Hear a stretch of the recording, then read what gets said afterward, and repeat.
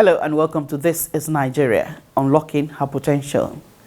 Now this is the program that unlocks Nigeria's potentials, but due to the COVID-19 situation, we had to unlock COVID-19 in the last few editions of the program. And today we're looking at the myths and reality of COVID-19. Some people say it's a scam. Some people say it's not real. The figures are not adding up. It's been politicized. So on the program today, we have Dr. Abdul'aziz Yari Abubakar speaking from Maitama to us, the former governor of Zamfara State and the former chairman of Nigerian Governors Forum. And we also have a survivor in the house, Ogbeni Olawale Daudu, will be speaking to us on his experience as a COVID-19 patient and how he came to survive, and is accompanied by his wife, who is also a survivor by proxy. My name is Mayowa Ulwabi. Don't go away. Stay with us.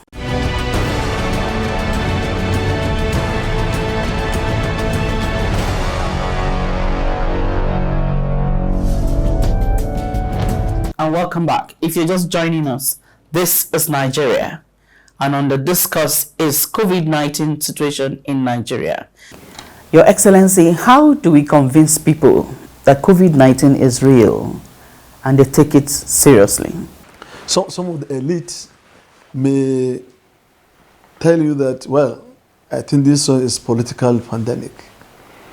And in Nigeria, some are saying, governors are panicking because they won't get money. I don't know the correlation between the health, life, and money. The most important campaign that government should do is to convince the people that this pandemic is real. That's number one. People to accept it. And also to charge, to gear up the governors in respective state to take this matter as serious as it is. Some people are saying that we have diseases that are killing and more effective within the society than the pandemic of coronavirus, so they shouldn't stop us from going to our normalcy. Yes, there are, but they have cure. If they don't have cure, they have a kind of drugs to reduce their effect into the human body. For instance, HIV, malaria, etc. This one they have, if they don't have the full cure, they have some drugs to reduce their effect into the human system. So, but in the case of corona, yet no drugs accepted by the World Health Organization and no vaccine. So this is the trouble where we are. And if you look at it, in where I came from, most of the state of the north, they didn't, sincerely speaking, believe in this pandemic, even within the clerics. My brothers, my sisters, this pandemic is real and we need to adhere to the government guidelines. So what can the government do for people not to trivialize COVID-19? Government is doing what it's supposed to do. I think on daily basis, the Presidential Task Force Committee on this COVID-19 is giving briefing. But you see, within the elite, they saw them. They will see tips. They're just talking of money. So now our sense of reasoning, even within the elite, just lopsided toward whatever government program come up, just government introduces that program for people to get money. We need to understand that government, yes, the business of government is to spend. The major business of government is to spend, to make livelihood of the subject easy. And there's no how you can make it easier without spending. And we have to trust those people. Government now need to do the serious advocacy on it. And they need to empower the state governments. That's the truth. Because that's where the population is. That's why the population is. And take it very, very serious. Unfortunately, some of the states where they are taking statistic of this, and then that's some of the centers were closed, were shut down. And we are on the meat of this problem. Government in the center and the health authorities need to have a special session to encourage the governors and support the governors to ensure that they are watching what is going on in their respective state. What we have in the rural area is over what we're having here in the city. But it's only that we don't care to check what is going on. Your Excellency, on the final notes, how can we curb the spread of COVID-19 in Nigeria? Whatever the government guidelines come up regarding to our movement, regarding to our getting our livelihood, we should look at it that is because of the necessity. As the president has said several times, that we know about the suffering. But if you look at the suffering and weigh it and the loss of life and loss of health, you can't quantify it. I want my fellow Nigerians to look at this pandemic as real problem before us, and let us follow the guidelines of our presidential task force, and also let's follow the guidelines of our respective states, how we are going to gradually get out of where we are.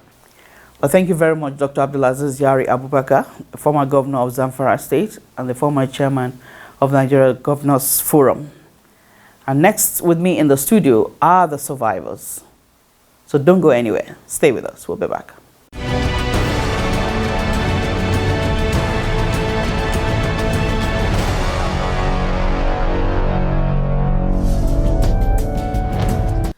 I have two survivors in the house to discuss further with me and shed more light on what COVID-19 is and the reality of it among us. With me in the studio is Moji Danisa Dawodu, a veteran journalist herself, and her husband, Ogbeni Olawale Dawodu, who has been through the eye of COVID-19 and survived by proxy, and is back to tell us the story.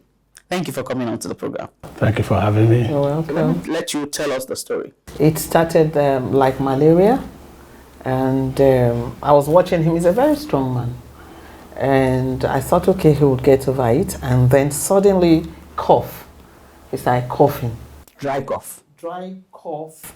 But because of his condition, which is asthma, you could hear the... It didn't actually sound like a dry cough. It was just like a very deep whooping kind of cough, you know. So I was worried, and I told him, I said, we need to check this thing. He said, no, it's just asthma, his condition normally that he usually gets. So he got some drugs for it. And this went on for like 4 days. And I discovered that the malaria symptoms reared again. This time it became worse, and he couldn't eat. Then he placed himself on anti-malaria for 2 days, and he was telling me, no. I'm getting weaker and weaker, and he stopped eating altogether. By the 5th day, he told me he could not taste anything, he could not smell anything. And I told him, I said, this is COVID. He said, no, God forbid. I said, well, maybe you are in denial, but I think it is. You know, should I call them? Should I call the government people? He said, no, he'll get over it. I should not worry. So we continued like that. By the next day, I discovered that he was very, very weak indeed. And he started breaking out in sweat.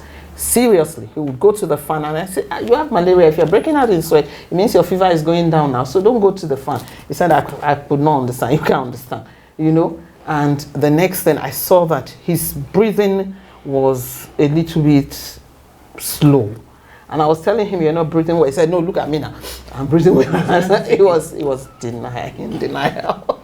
You know. So at this point, I told him, you have to be in isolation, my dear. I can't really come near you anymore. You know, but I would always still attend to him. Yes. But I would wash my hands very well, use sanitizer. And I told our son at home, you stay in your room, don't come to daddy, I'm suspecting something. You know, so by the 6th day, the man tried it. By the 6th day, I saw him really, really weak. He could not stand. At this point, his knees were wobbling. Wow. Yeah, and knowing him, a very strong man, that was when I really panicked. And I told him, I said, should I call the government officials? And he said yes. And this was Finally agreed. Yes, finally agreed, and that really, really increased my panic. I was like, for him, because usually he doesn't even like going to the hospital. It's when it gets very bad that he tells you he wants to go to the hospital.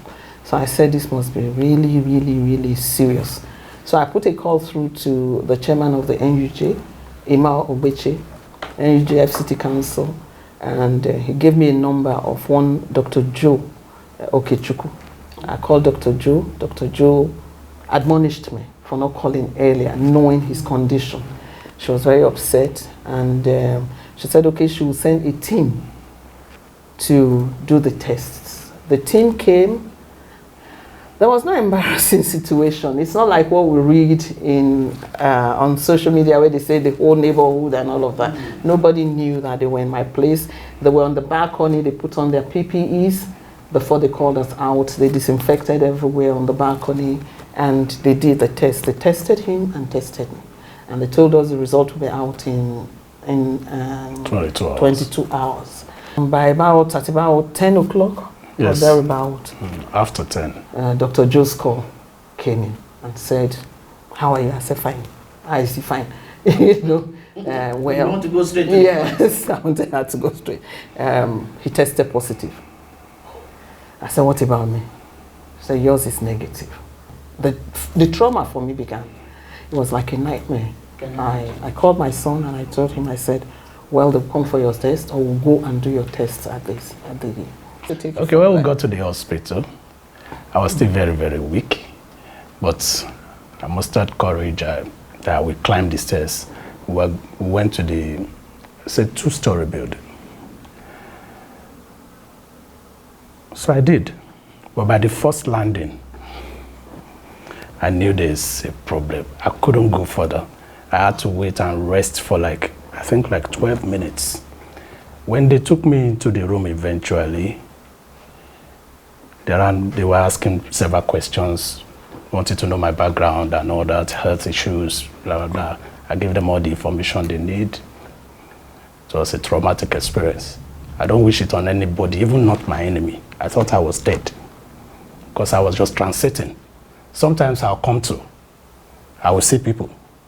I would see them hovering around and or whatnot. By that time, I was on oxygen, though, because I couldn't take in oxygen by myself. So I was dependent on oxygen. That went on for 3 days. I opened my eyes, and I saw myself with, different things all over my body, and I'm like, I saw the patient monitoring machine beeping and doing pum pum pum. I saw all the things that they fixed on me. Then some of the doctors came and they started shouting, thank God, you know. They thought you were gone. They thought maybe I won't, because I was told that my heartbeat was very, very low. My pulse was low, that I had low potassium, so I couldn't generate enough air to go into my organs and all that. But the oxygen stabilized me. When they were watching it, it wasn't coming up. A human being your regular should be, your pulse regular should be 95. That's the way you breathe, you take in air. I dropped to 61. So it's like, it's not normal. So if they pull that oxygen mask off, that means You were gone. yes. But even after that, I still had to be dependent on it for another 9 days.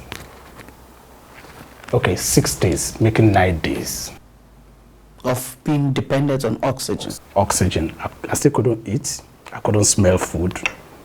I couldn't taste it. It's a terrible thing. Then I think by the 6th day, they encouraged me to start taking the fruits that I needed my energy level and immunity. So I was forcing that. Then I graduated to taking little morsels of food. Then because of that, my body will have to readjust to break it down. Nausea started. I started vomiting.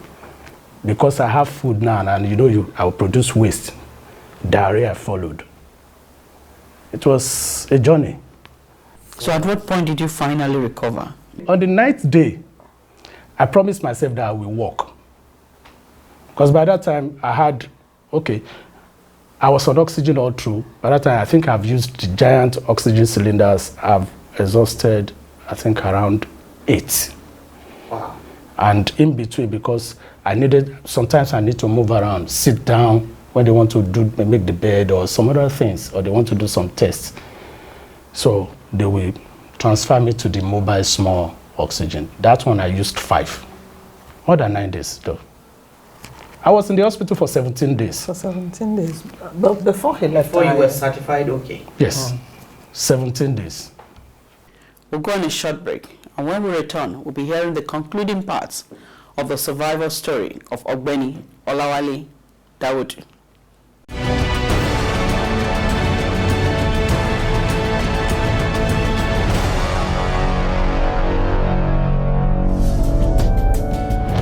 Welcome back. If you're just joining us, this is Nigeria.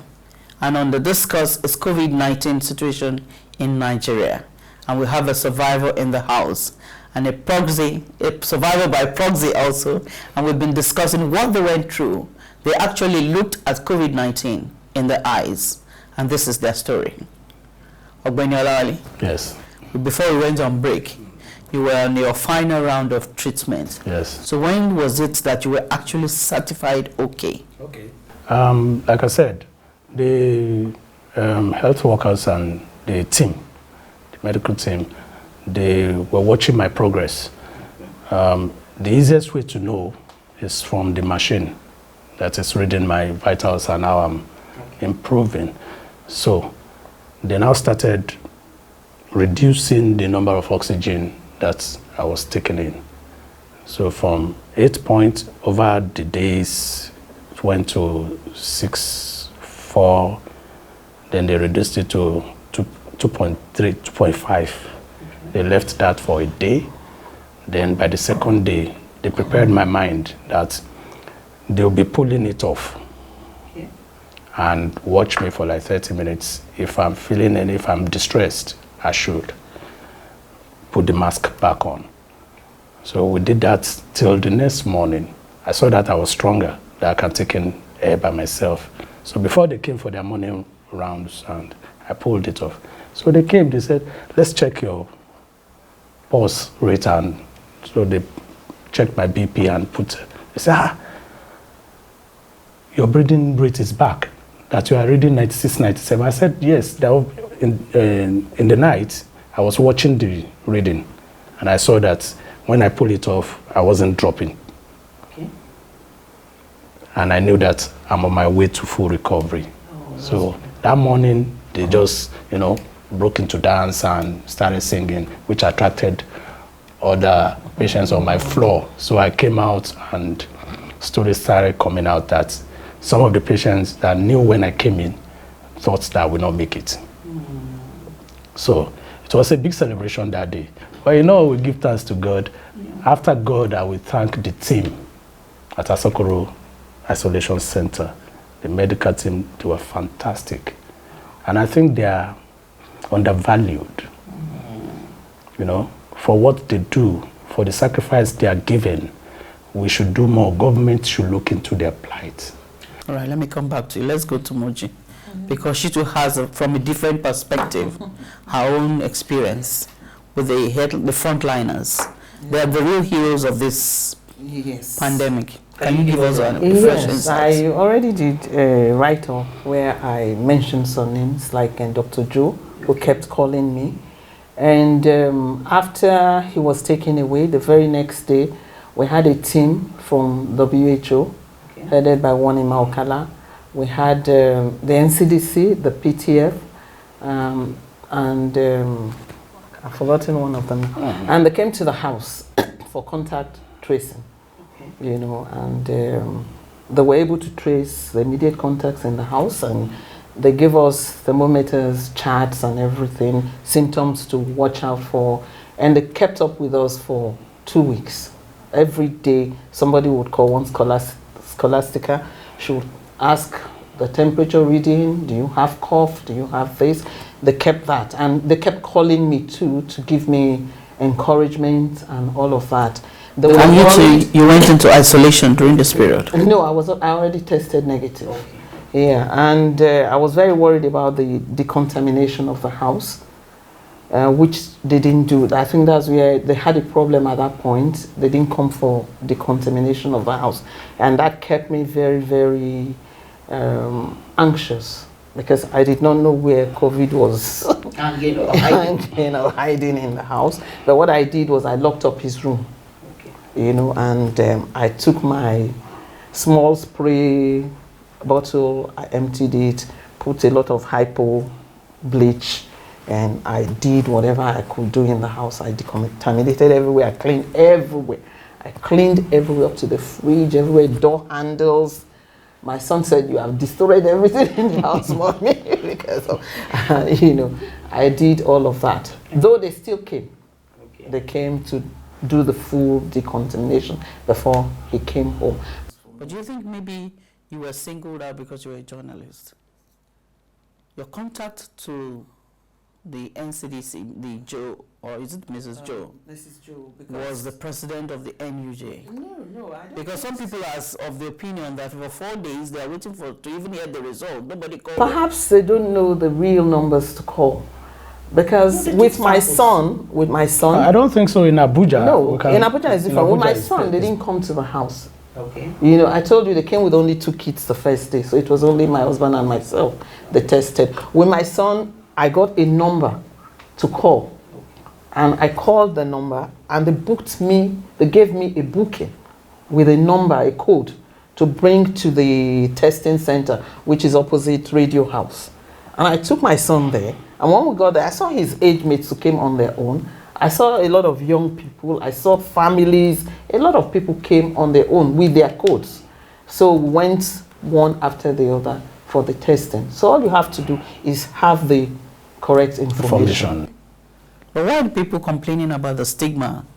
That when they evacuate people that are suspected to be COVID-19, there's a bus, there's an ambulance, there's the issue of coming to evacuate something deadly. In my own case, we did not experience that. But even if they came that way, I don't care. As long as even when I called for the second test and they came to the house, there was the neighbors didn't even know what was happening. But he told our neighbors, the whole house, that he came down with COVID-19. Yes, it's the right thing to do. And thank God we have enlightened neighbors. Yes. They all said hello to me, and I told them, please stay afar, don't come to my house until it is decontaminated. Yes. And everybody understood. Okay. But it's where I found this stigmatization was outside the house when he was in the hospital, and I went to the journalist center.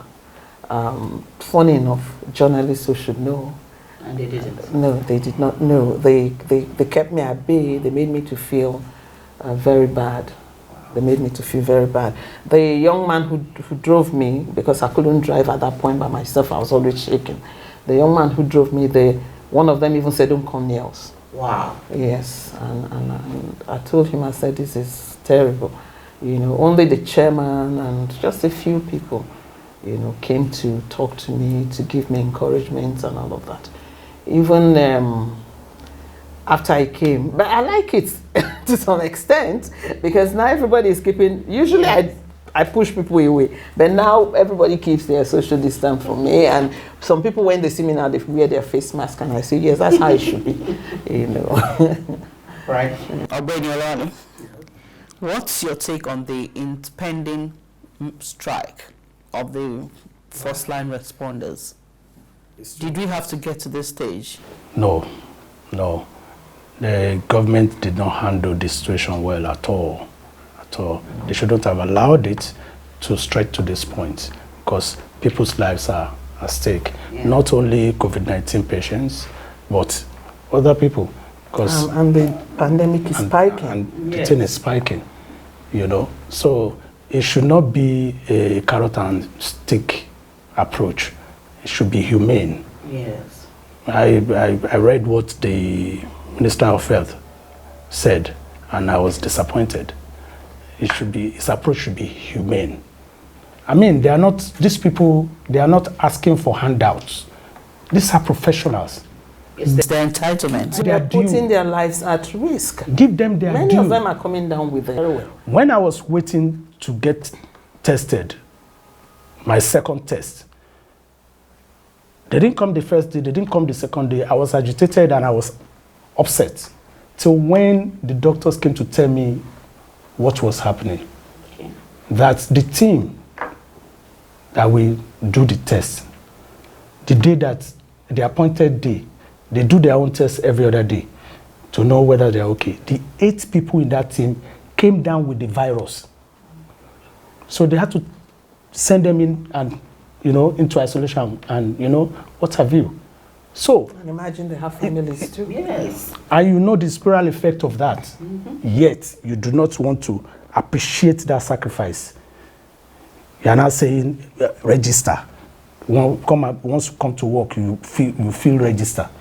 We should put ourselves. Sometimes I don't know how politicians think. It's just unfortunate, really. Thank you very much. Moji, what's your final take to Nigerians who believe that COVID-19 is a scam?